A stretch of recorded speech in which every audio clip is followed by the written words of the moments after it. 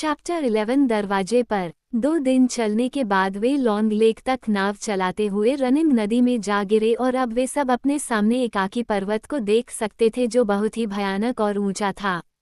धारा तेज थी और वे धीमी गति से चल रहे थे। तीसरे दिन के अंत में नदी से कुछ मील ऊपर वे बाएं या पश्चिमी किनारे पर पहुंचे और उतर गए। यहाँ उनके साथ घोड़े और अन्य खाद्य सामग्री और ज़रूरी सामान और उनके अपने इस्तेमाल के लिए टट्टू भी थे जो उनसे मिलने के लिए भेजे गए थे। उन्होंने टट्टू पर जितना हो सका उतना सामान लाद लिया और बाकी सामान एक तंबू के नीचे रख दिया, लेकिन शहर का कोई भी आदमी पहाड़ की छाया के इतने पास रात बिताने के लिए भी उनके साथ नहीं रुका। जब तक गीत सच नहीं हो जाते तब तक तो बिल्कुल नहीं, उन्होंने कहा। इन जंगली इलाकों में ड्रैगन पर विश्वास करना आसान था और थोरिन पर विश्वास करना कम।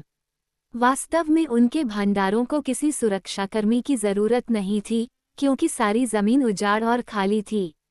इसलिए उनके अनुरक्षक उन्हें छोड़कर नदी और किनारे की ओर जाने वाले रास्तों पर तेजी से आगे बढ़ गए, हालांकि रात पहले ही गहराने लगी थी।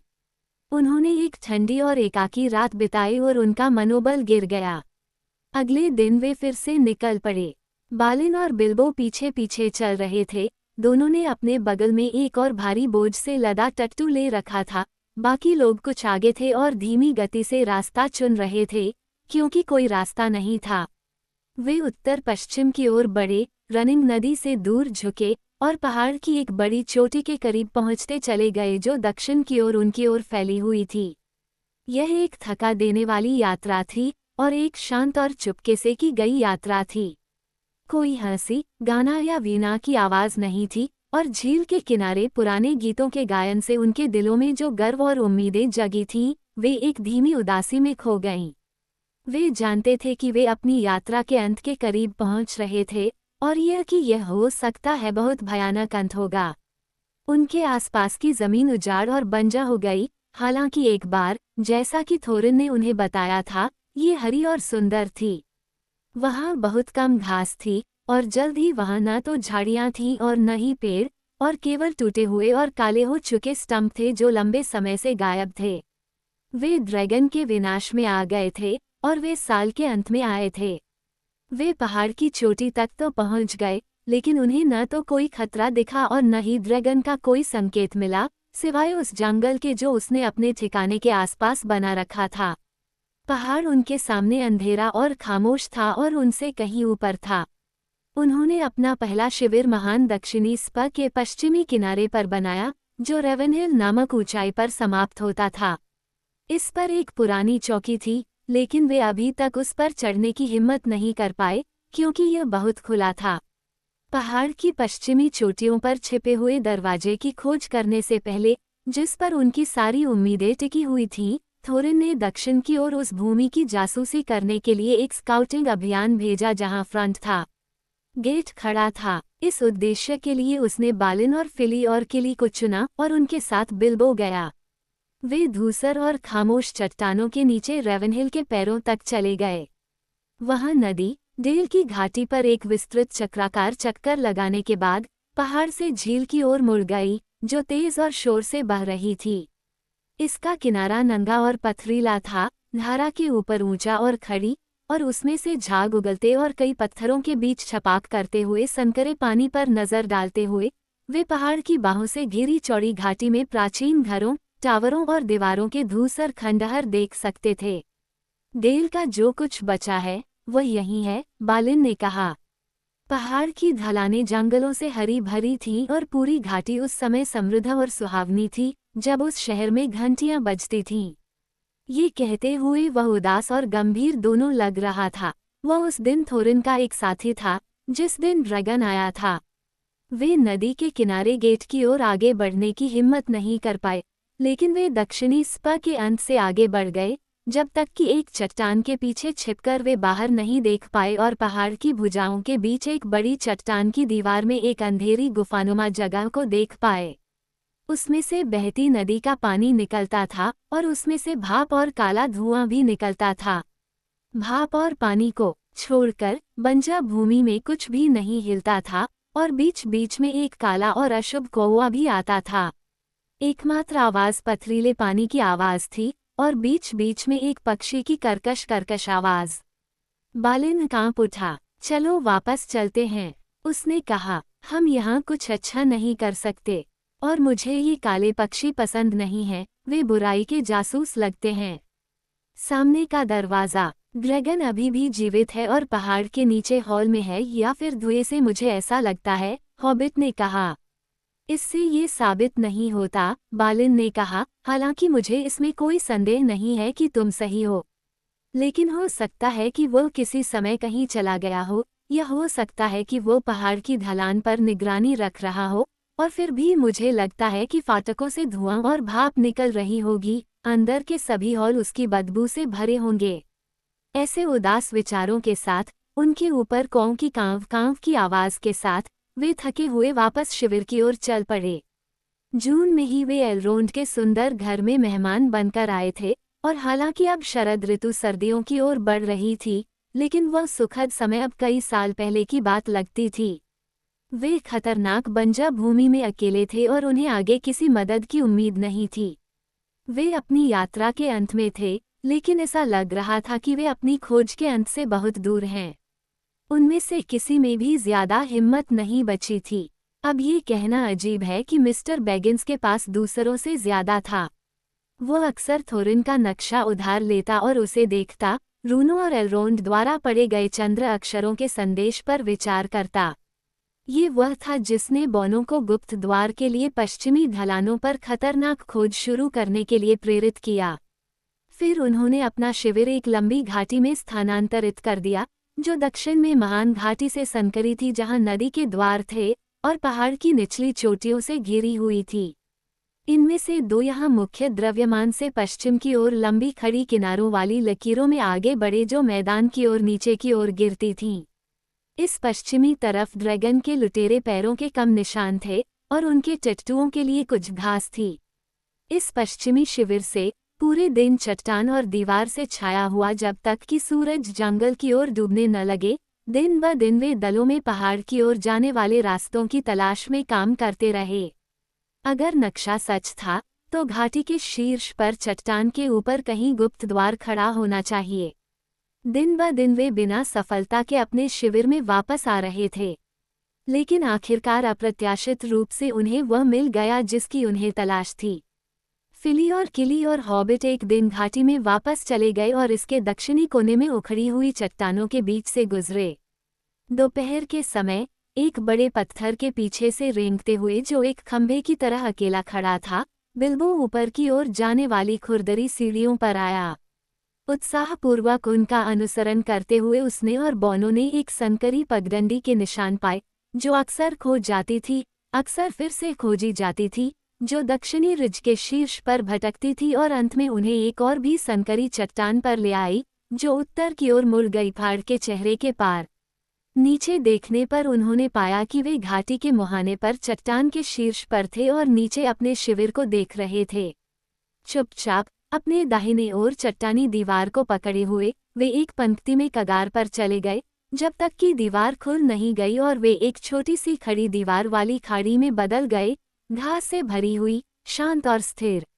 इसका प्रवेश द्वार जो उन्होंने पाया था, चट्टान के ऊपर लटकने के कारण नीचे से नहीं देखा जा सकता था, नहीं दूर से, क्योंकि यह इतना छोटा था कि यह एक अंधेरी दरार जैसा दिखता था और कुछ नहीं।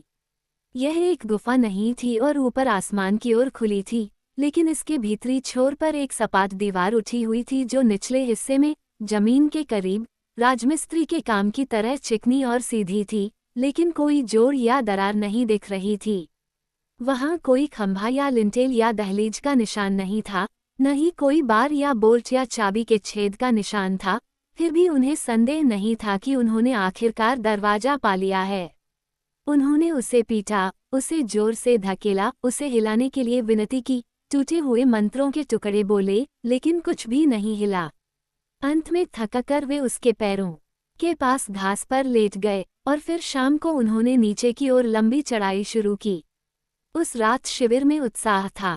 सुबह वे एक बार फिर आगे बढ़ने के लिए तैयार हो गए। केवल बोफूर और बोम्बूर ही टट्टुओं और अन्य सामानों की रखवाली करने के लिए पीछे रह गए थे, जो वे नदी से अपने साथ लाए थे। बाकी लोग घाटी से नीचे उतरे और नए खोजे गए रास्ते से ऊपर चढ़े और फिर संकरी चट्टान पर पहुंच गए। इस रास्ते पर वे कोई बंडल या बैग नहीं ले जा सकते थे, यह इतना संकरा और सांस लेने में मुश्किल था। नीचे नुकीली चट्टानों पर उनके बगल में 150 फीट की गिरावट थी, लेकिन उनमें से प्रत्येक ने अपनी कमर के चारों ओर रस्सी का एक अच्छा कुंडल बांध लिया और इस तरह आखिरकार बिना किसी दुर्घटना के वे छोटी घास वाली खाड़ी में पहुंच गए। वहां उन्होंने अपना तीसरा शिविर बनाया और नीचे से जो कुछ भी उन्हें चाहिए था उसे लाद कर ले आए, अपनी रस्सियों के साथ। उसी तरह से वे कभी कभी किली जैसे अधिक सक्रिय बौनों में से किसी एक को नीचे उतार सकते थे, ताकि वे जो भी समाचार हो उसका आदान प्रदान कर सकें या नीचे की सुरक्षा में हिस्सा ले सकें, जबकि बोफूर को ऊपर के शिविर में ले जाया गया था। बॉम्बूर न तो रस्सी से ऊपर आया और न ही रास्ते से। मैं इस तरह की फ्लाई वॉक के लिए बहुत मोटा हूँ, उसने कहा। मुझे चक्कर आ जाएगा और मैं अपनी दाढ़ी पर पैर रख दूंगा और फिर तुम फिर से 13 साल के हो जाओगे। और गांठदार रस्सियां मेरे वजन के लिए बहुत पतली हैं। सौभाग्य से उसके लिए ये सच नहीं था, जैसा कि आप देखेंगे। इस बीच उनमें से कुछ ने द्वार के पार की चट्टान का पता लगाया और पहाड़ की ओर जाने वाला एक रास्ता मिल गया, लेकिन वे उस रास्ते पर बहुत दूर जाने की हिम्मत नहीं कर पाए, न ही इससे कोई खास फायदा था। वहां ऊपर एक सन्नाटा छाया हुआ था, जिसे कोई पक्षी या आवाज नहीं तोड़ सकती थी, सिवाय हवा की आवाज के जो पत्थरों की दरारों में से आती थी। वे धीमी आवाज में बोलते थे और कभी पुकारते या गाते नहीं थे, क्योंकि हर चट्टान में खतरा छिपा हुआ था। जो दूसरे लोग दरवाजे के रहस्य को जानने में व्यस्त थे, उन्हें कोई सफलता नहीं मिली। वे रूनू या चांद के अक्षरों के बारे में जानने के लिए बहुत उत्सुक थे, लेकिन बिना आराम किए ये पता लगाने की कोशिश करते रहे कि चट्टान के चिकने चेहरे पर दरवाज़ा कहाँ छिपा है। वे लेक टाउन से कई तरह के कुदाल और औजार लाए थे और पहले उन्होंने इनका इस्तेमाल करने की कोशिश की, लेकिन जब उन्होंने पत्थर पर प्रहार किया तो हैंडल टूट गए और उनकी भुजाएं बुरी तरह हिल गईं और स्टील के सिर टूट गए या शीशे की तरह मुड़ गए। उन्होंने साफ देखा कि खदान का काम उस जादू के सामने बेकार था जिसने इस दरवाजे को बंद कर दिया था, और वे गूंजती आवाज से भी डर गए। बिल्बो को दरवाजे की चौखट पर अकेले और थकावट भरी स्थिति में बैठे हुए पाया गया, क्योंकि वहां कोई चौखट नहीं थी, लेकिन वे दीवार और खुले स्थान के बीच की छोटी घास वाली जगह को मजाक में दरवाज़ा कहते थे। बिल्बो के शब्द बहुत पहले उसके हॉबिट होल में अप्रत्याशित पार्टी में याद आ रहे थे, जब उसने कहा था कि वे तब तक दरवाजे की चौखट पर बैठ सकते हैं जब तक कि वे कुछ न सोच लें। और बैठकर सोचते थे या लक्ष्यहीन रूप से इधर उधर भटकते थे, और वे उदास और उदास होते जाते थे। रास्ता खोज लेने पर उनका उत्साह थोड़ा बढ़ गया था, लेकिन अब वे अपने जूते में डूब चुके थे और फिर भी वे हार नहीं मान रहे थे और चले नहीं जा रहे थे। हॉबिट अब बौनों से ज्यादा होशियार नहीं था।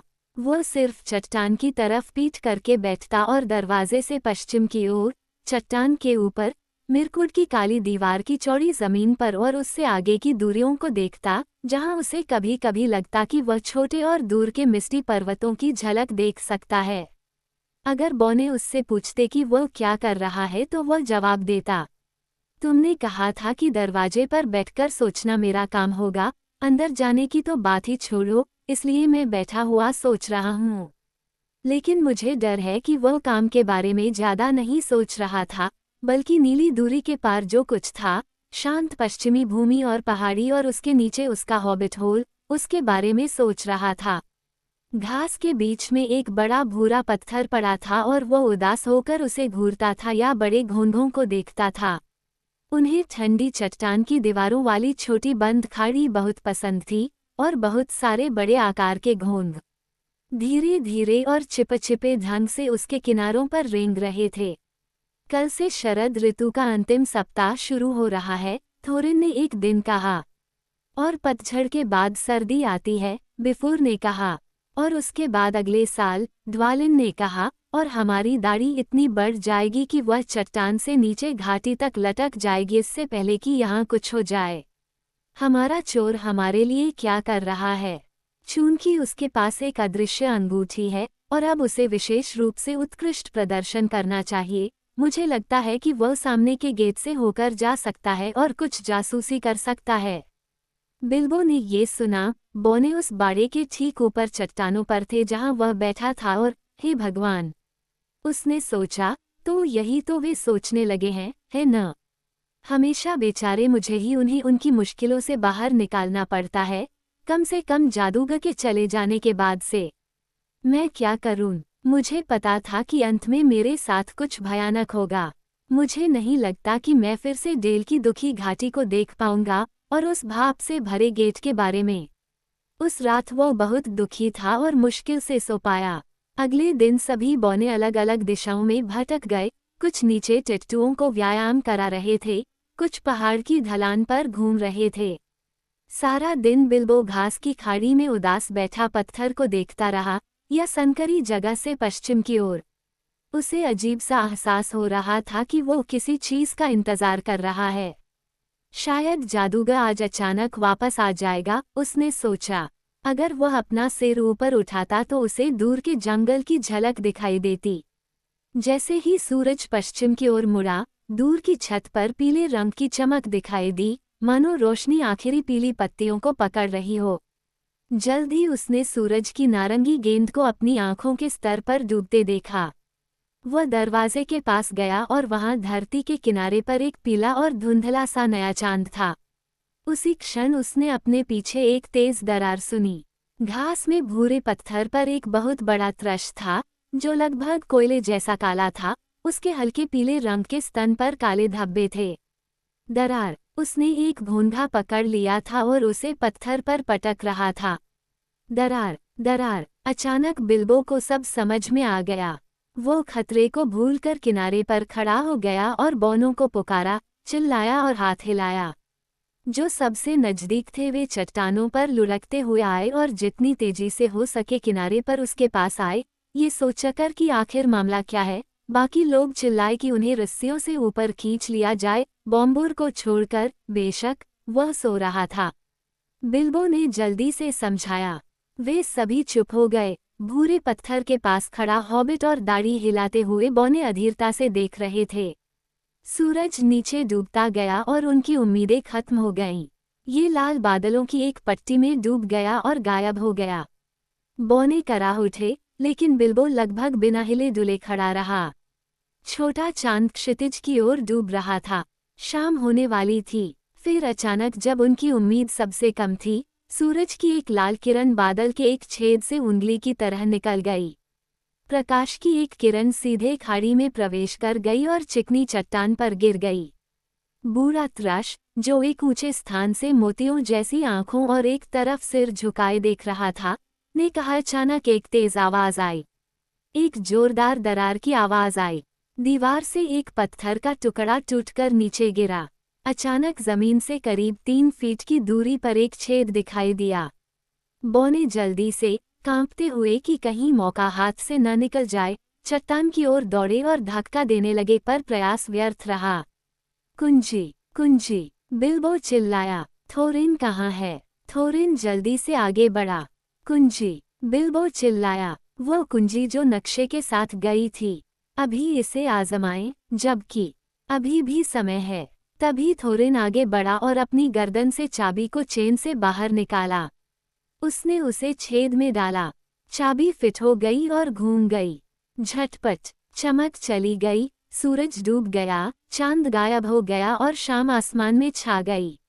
अब वे सब एक साथ धक्का देने लगे और धीरे धीरे चट्टान की दीवार का एक हिस्सा ढह गया। लंबी सीधी दरारें दिखाई देने लगी और चौड़ी हो गईं। 5 फीट ऊंचा और 3 फीट चौड़ा एक दरवाजा बना हुआ था और धीरे धीरे बिना किसी आवाज के अंदर की ओर झूल रहा था।